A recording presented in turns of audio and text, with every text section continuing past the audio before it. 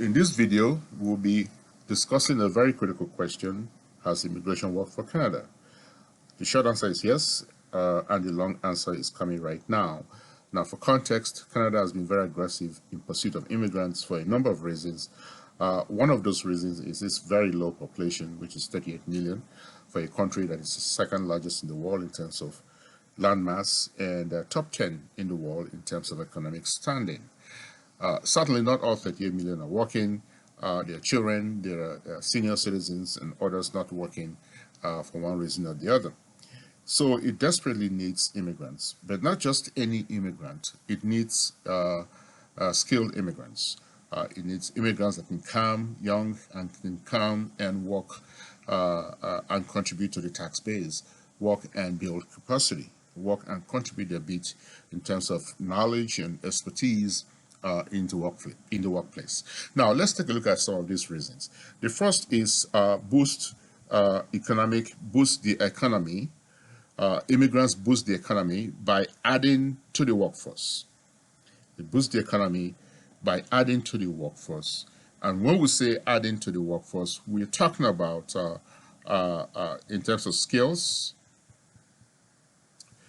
in terms of knowledge.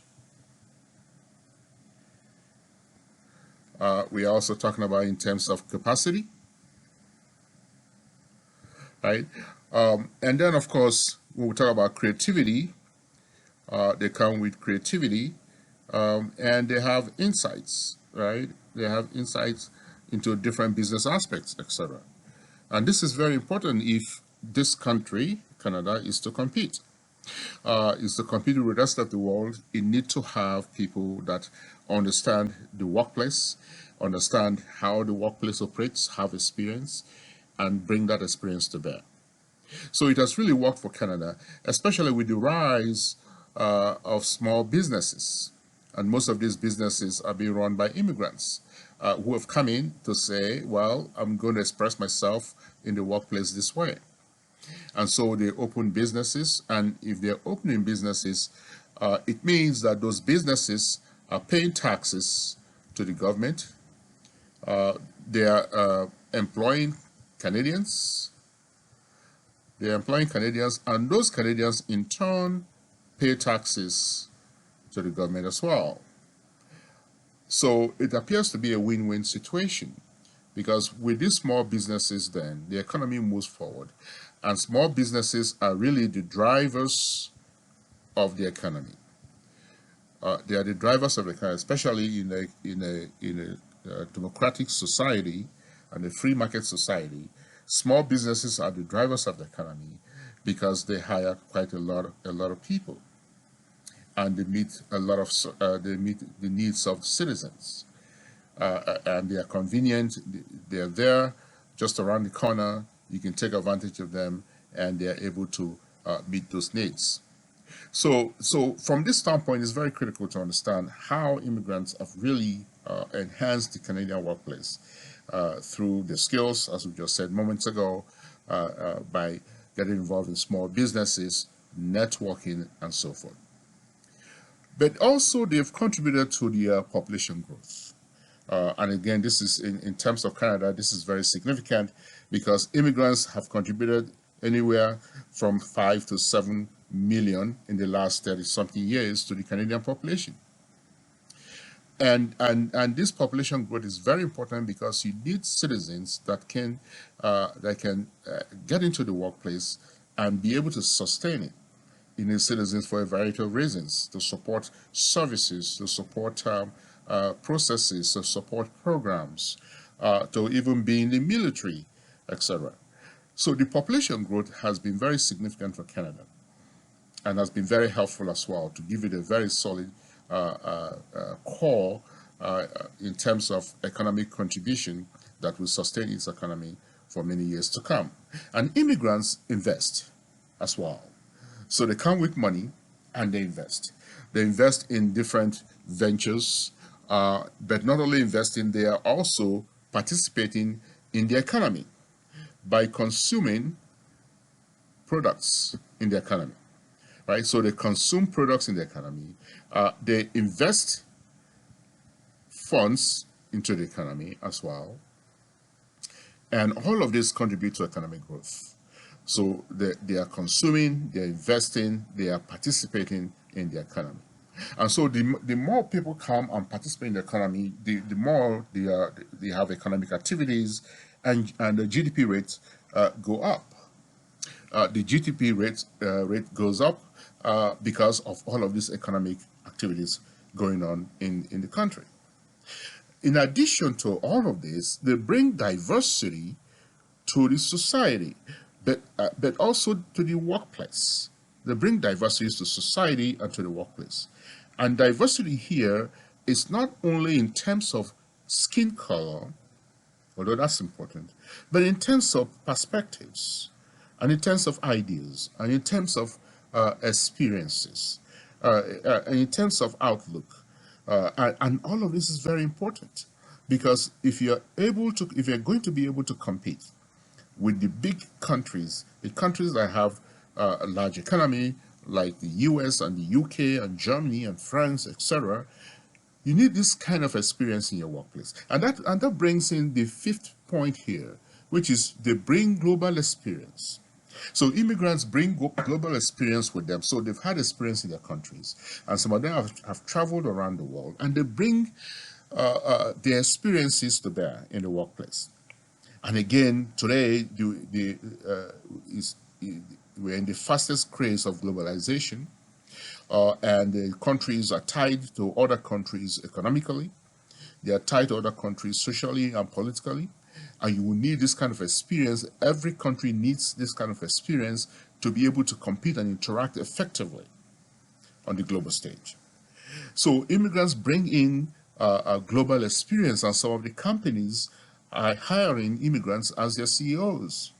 Immigrants that have worked in several countries as their CEOs, because they know how business is done on the international stage. And this is an advantage to the economy, and certainly an advantage to the country. So they bring global experience, they bring diversity, new perspectives to the workplace, but they also bring diversity to society as well. And we can also talk about cultural diversity, religious diversity, diversity in terms of traditions and norms, and the list goes on. And this is a very good thing for a country trying to market itself as a leader in the world. It also has a bearing on tourism, with people hearing about the diversity in this country and the multiculturalism. We want to come and participate in some of the events put out by these different groups. And this is very important for a country like Canada. Number 6, it creates an educated class. And this is a very unique advantage for Canada because of the selective process, the selection process, selection process of immigrants. And here, in terms of the selection process, we are talking about skilled immigrants coming in, and they come in because most of them, if not all, have a bachelor's degree at least, at the minimum, or a college degree, and they have work experience, right? They have work experience, and as well, they are young. So these educated class of citizens are able to really take the country to the next level, and able to, through their ingenuity, able to bring their capacity to bear and be able to compete with other countries, allowing the country and the economy to compete with other countries. And this is a very, very critical point. And this is one of the reasons why Canada has been so aggressive in pursuit of immigrants, because it wants to be able to compete not only with the United States next door, but also with other countries in the Southern Hemisphere and in Europe and other parts of the world. And the only way it can do that with this very small population of 38 million is to bring qualified immigrants that will have a worldview, that will have global perspective, and immigrants that can add capacity to society and the workplace. Capacity to society and the workplace. Canada is a very rich country, and it has capacity already, but immigrants add more to that capacity in terms of making sure that the country is self-sufficient. The country is self-sufficient economically, is self-sufficient in many, many areas, socially, is self-sufficient culturally, politically, and the list is long. And all of this is made possible because of immigrants that have come in and that they've been able to establish themselves. They've been able to put themselves in positions where they can make important decisions and have a very positive impact on the economy. And so for Canada, immigration has worked. Now, it's a cost-benefit analysis. Now, this is not to say that there are no disadvantages to immigration in Canada. There are disadvantages to immigration. There are challenges of multiculturalism. But the cost-benefit analysis suggests that there are more benefits to the country than there are costs. There are more benefits to the country, and we've seen some of those benefits in this discussion. Those benefits are taking the country to the next level. So Canada now is number 9 in the world in terms of economic standing. And according to recent statistics, 100% of the labor force growth is coming from immigration. 100% is coming from immigration. If immigration was not there, then there will be a serious gap in the workplace in terms of knowledge, in terms of ability, in terms of capacity. So for Canada, immigration has worked, and it has worked well to its advantage.